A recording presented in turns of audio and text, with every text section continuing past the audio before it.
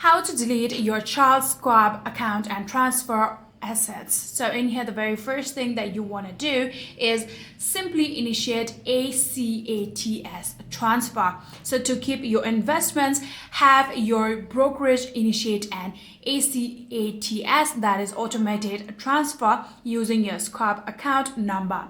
After doing that, what we're going to do is ensure that any remaining cash or fractional shares are settled and transferred out.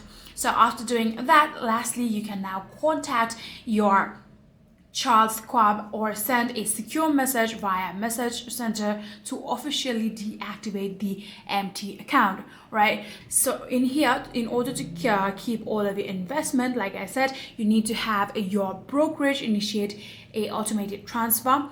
For that, you can actually get into the more option right here, and then from there you can actually see all of the settings. But if you want to just transfer normally, you can get into the accounts option and then tap on transfer right here and go along with the process. So like I said, after ensuring any remaining cash or fractional shares are settled and transferred, you can then contact the customer service in order to delete your account.